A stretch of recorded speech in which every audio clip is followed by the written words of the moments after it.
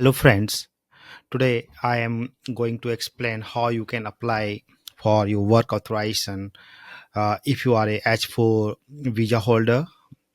Right. So I will talk about step by step process and what are the documents is required.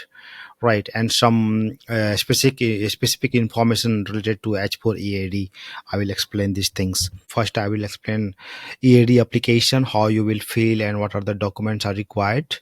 Then, what are the fee required for different category under I-765, and where you have to, if you are applying for an offline, then what are the address. Right. How you can check your current status of application. So these are the some very important website link. It will be required when you will be applying for I-765, that is called EAD application. You can see on the screen, like these are the links, and from there you can access these documents. How to file I-765? So there are two types, offline or online. So under online, there are option 1 and option 2. So option 1 is available only for the online PDF filing option, which is available for the following category. As you can see, A12, C8, C9, C11, C19. So don't we get confused about these categories. So you can get detail of these specific numbers on websites, and I will provide the link. Right. Option 2 is guided online filing, and for those remaining categories, and for the remaining category, so you have to file offline. So let's say, if you since you are applying, I assume that you are applying as a H4 dependent, then you will be in most probably on C26 category. So it means you have to apply offline. So there is only one option available for you, that is offline. So these are the eligibility requirements for H4 EAD. So you must be the spouse of an H1B visa holder. So that is the compulsory things. And so so getting work authorization on H4, it is not permitted for the candidate. So it is like a for specific people whose spouse have a approved I-140. So I-140 is the first step of the green card. Let's say if you are a wife or husband of H1 visa holder, and he or she has applied for green card, and the first stage is like a I-140 for green card. So if the one I-140 is approved, then you are eligible to get EAD. Or let's say if your I-140 is pending and your H1B holder visa holder must have granted an extension beyond 6 year limit. So usually the H1B visa approves for the 6 years, and beyond 6 year, um, if they have spent, then you can, and your I-140 is pending, spouse I-140 is pending, then you can apply for H4. It means if your husband or wife hasn't applied for green card, so you cannot apply for the, so you cannot work in USA. Okay, so the other required document. So filled form of I-765, then proof of your status, a copy of your current form like I-797. So this is the I-797 is basically the approved notice. If you had applied for H4, then you must have received I-797 approved, and form I-994. Right. So you have to attach these copies of these forms. Then proof of relationship to the principal H1B. Since you are a spouse of H1B, so you have to submit like a marriage certificate, as well as the copy of your spouse H1B approval, form I-797. Again, I-797 is basically the approval letter of all visa types, right? And as well as the I-140 approval or evidence of I-140 pending status, right? Then two passport style photos, and photocopies of the personal data page, like a photo page of both the H1B and H4 passports. Right. Then photocopies of the most recent and expired US visa. Whatever the visa you had granted in past or in currently you have to attach all the photocopies of the documents as a attached document. And then let's say if you are applying for the renewal of a EAD, then you have to provide the photocopy of the previous EAD. Then completed form G1450. So this form is required only if you are paying using a credit card, right? If you are making payment using credit card, then you have to submit G1450. So it's like a one page form. You have to fill the credit card details, and you have to attach this form with your I-765 application. And G1145, this is for like a, let's say if you are applying for the first time and in offline mode, then you, if you will submit this G1145, so in this application form, yeah, they ask for like your phone number and email address, so they will notify you through the email, right? So I will suggest use G1145 with I-765 application. These are the some details I have provided, like I gotten from the website. So how you know what will be the photograph size, because US photo usually it's like a 51 by 51 and with 80 of the coverage of the face, right? And also you need to provide one cover letter for work authorization, and then completed I-765, what I told you, and it should be signed in a black ink. So how you will complete the form I-765? So first you have to download the I-76 form using this provided link you can see from the U6 website.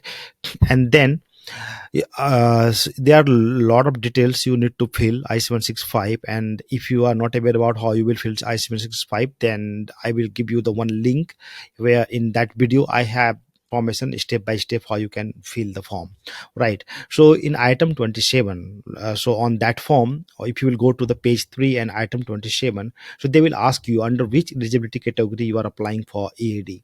So you need to fill C26 because you are spouse of visa holder. Let's say if you are, you can fill, either you can take a printout of the application form and then you can use your pen, simply capital letters you need to fill. Otherwise I will suggest, with best option is that you should fill the application using the PDF, any PDF reader, right? Adobe, let's say. And then after filling the application, you just take print out and then sign using black ink on that filled form. There is a fee you need to pay for the application, EAD application. So currently it has been increased from the for around 420 to 520. And I will always suggest, once you, when you are applying for the EAD, always go to the website you are seeing on the screen, and check what are the application fee you need to pay. That you can pay by checks or money order, right? Or payment using credit card, right? What I told you earlier, like you have, if you are paying using credit card, then you need to fill the form G1450, and this is the link for the G1450. Fee for I-765 application under various filing category. So in on this website link, once you will click, there are several categories are available, and you need to check on which category you are applying. Let's say most of the guy you will apply on the first category, general filing, and you need to pay $520 since you are applying offline. Click on this link, right? Also I will provide this link on our description section on YouTube.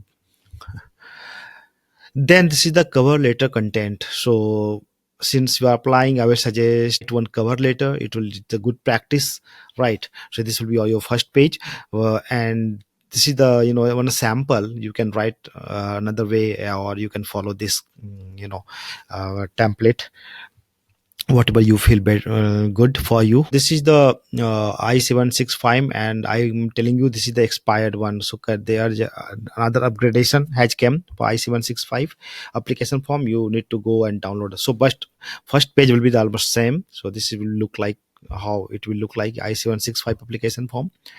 This is the G1450. What I told you, they will ask you your name, credit card detail, and etc, right? And for G1145, so they will ask your mobile number, email address if you are applying for the first time. With your application to U6. So once you will fill everything and make arrangement for fee, then you need to submit your application. So submit your application by mail through the at the appropriate U6 address, and the C26 category you are not eligible for online, right? So they are the mailing address So there are several addresses are available. It is not like a one address for all category. So I will always suggest you just choose your correct address using this link and under follow, filing category and shipping method.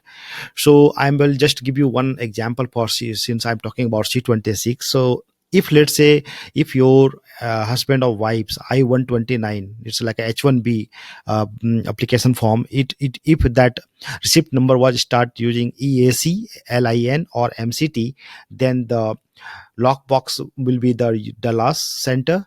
If let's say if your spouse H-1B holder I-29 form starts with WAC, SRC or IOE, that is the receipt number, start with this letter, then it will be the U6 phonics lockbox. So depending on the I-129 receipt number, so you have to choose the lockbox center. So let's say if let's say somebody has the last lockbox, then there are two types you need to, you can apply a send document. Like if you are sending through USPS, then first address will be suitable, and if you are applying for the delivery agency FedEx, UPS, then second one. So similarly for the Phoenix, you can see here, right? Send your application on this address, then you have to wait for the receipt notice. So you see, once they will receive your application, so they will send you a receipt notice that is called I-797C. All right, so you may get after within a 2 weeks, right? And then receipt number can be used to track the status of your case online. Current processing time, right? So how, if you will see, it is currently taking about from 6 months to 12 months depending on the which service center your application has sent, right? And you have no control on which service center your application will get processed. So basically, you once you will send your document to the those Dallas or Phoenix centers, so they will send your application to the several sub service centers: California, Texas, Nebraska, etc. So depending on the service center, so this is the California service center, and currently if you will see, you can see here, so 5.5 months, like, right, it is taking. And in some category biometric appointment is also required, so they will send you the notice if they need that, otherwise it is not required. Your EAD card, here you can see the average processing time 6 to 12 months, what I told you. And if approved, U6 will mail your employment authorization card at your given address. Let's say between in the meantime you have changed your address, so there's your option, you can online request them to update your address, right? So that's once will approve your EAD, so they will send you EAD at your present address. And renewing for your H4 EAD, it's a same process you have to follow, right? Information, so I just collected from the publicly available internet sources, and I will strongly advise you to verify all details before submitting your application, and I'm not responsible for any discrepancy on issue. Thank you. And if you need any assistance or any clarification, you can always you are welcome to comment on my video. Thank you very much.